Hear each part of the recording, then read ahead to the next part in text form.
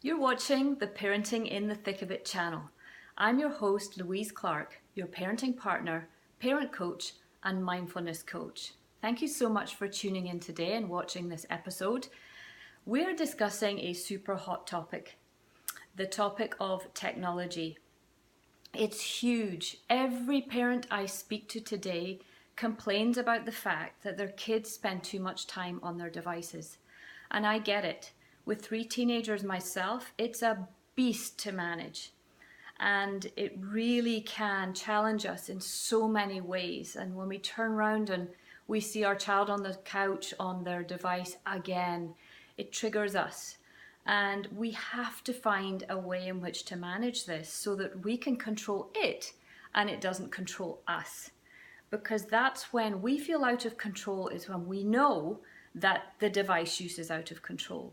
And then we get triggered and we get reactive, and the whole thing really can become a bit of a mess, and too many fights, nagging, and all the things we really don't want to be doing as a parent, because it becomes overwhelming and we get frustrated, and it leads us to being exhausted and feeling depleted, and we, feeling like nags, and we have really no fun and joy in our lives as parents.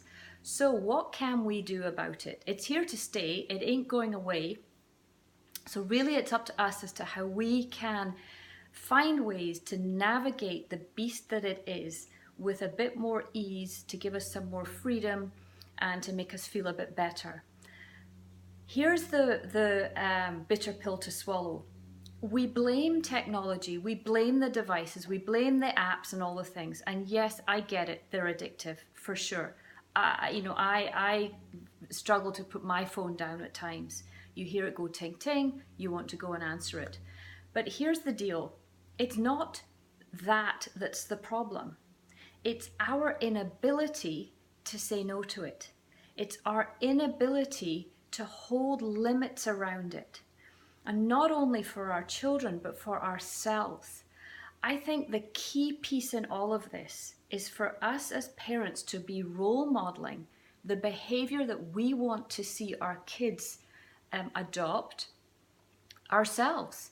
So it's monkey see, monkey do. If my kids see me answer my phone every time it vibrates or tings, then they're going to do the same. And how can I honestly say to them, can you please put your phone away and don't answer it every time it rings or tings or beeps or vibrates? Because I'm doing it myself. So I really have to be aware of my digital behavior so that I can actually not be a hypocrite and ask them to be not do something that I'm actually doing myself. So I think role modeling is huge, and we have to accept that we have to become better at setting boundaries around it so it doesn't control us and take over our lives. And then as parents, it's one thing to set the boundary. It's another thing to hold the limit. It's so hard when our kids just want, Mom, I just want 5 more minutes, 2 more minutes. And then suddenly our phones go, or we have to make dinner and we've got some peace. So it buys us time. So we have to be really careful about how we use it and the limits that we set. Whatever age your kids are, if you're watching this, it's never too late to start putting some rules or parameters and limitations around the use of screen time. I truly believe you can do it with any age group. Now, trying to get teenagers to listen to you and take it on board if there've been no rules and no limits up until this point, that's going to be hard. But if you've had some, you can go back and you can revisit it with them. And as you know, if you have teenagers, the way in which you speak to them about it is key. We don't want to come across as lecturing them, because at the end of the day, they know so much about it. So we want to be able to bundle our little kind of educational package to them in a way that's palatable for them, in a way that they can understand, and just drip feed it in a little a lot rather than a whole load at once, because they tune out. Once they've tuned out, you've lost them. You're not going to hear anything. And if we go on too much, they literally remove themselves from the conversation. They just go, I'm done, I've had it. How can I switch my phone off? It's my lifeline. And it is, and I think we have to recognize that as parents, that it's a different generation for them. they've never experienced a life without it. Many of them today have only been raised in this digital age. So with older kids, yeah, it's harder, but it can be done.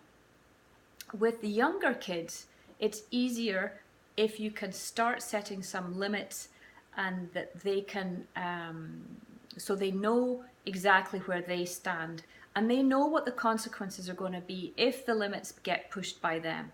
So I like to set limits around the screen time. I'm not here to tell you how much time a 2-year-old should be on versus a 4-year-old and what they should be watching. There's tons of information out there.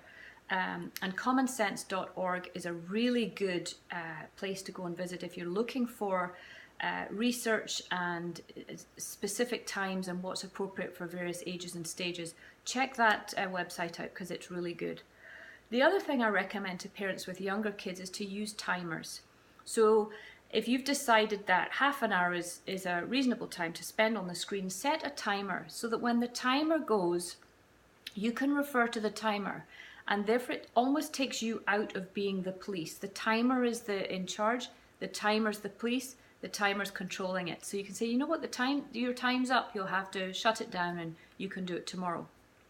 And your child needs to know ahead of time what will happen if they don't. And every time they don't, the same thing happens. So they learn the cause and the effect. Another idea is to have no phones used as alarm clocks. I encourage parents to do this right off the bat, and I say to them, you know what, no, if you're going to ask your kids not to have their phones in their bedrooms, then you have to take your phone out your bedroom as well. So we actually have 5 good old-fashioned regular alarm clocks, and the kids do not take their phones into their rooms. It's just a thing now, we don't do it. They go to the central charge station at night, and no one actually complains. And my husband and I are doing the same thing. We're not sitting with our phones by our beds saying to them, you can't have yours in your room. Family meetings are a great place where you can come together as a family and collaborate and maybe come up with a set of digital house rules. We did that when the kids were younger and it worked really well. When you get them being part of the creation of whatever it is you're going to come up with, you're more likely to get their buy-in, and you can teach them negotiation skills. You can sit round the table. They might say, we want 2 hours a day. And you might say, well, actually, I think half an hour is enough. And then they'll go, Mom, come on. You go, okay, well, maybe not 2 hours, maybe 1 hour. How about 1 hour? And they go, we want a bit more. So you can teach them to negotiate in an appropriate and respectful way. And you can come up with a plan. And it works really well because then they know what the limits are going to be. But here's the key. You can do all of this, but if you don't hold the limits, then you don't say what you mean, you don't mean what you say. Your kids know it, and they know that if the timer goes, if you've said half an hour, they know they've got as long as they want, basically. So it's only as good as we are at enforcing the holding the limit around the boundary that we've set. So lots of ideas hopefully to help you here this morning. I have a digital download on my website that has 50 ideas for you to have a look at and see which ones resonate with you. Lots of tips, lots of advice with regard to how do you navigate technology with a bit more ease. So lots of things and food for thought on that free download on my website. And also on yourparentingpartner.com, you can find a whole library of blogs that I've written on various subjects. And there's lots of them on technology. And they're in the subsection at the side, the category on the sidebar. It says technology. When you click into that, you'll get all the blogs I've written on technology. Lots of juicy stuff in there.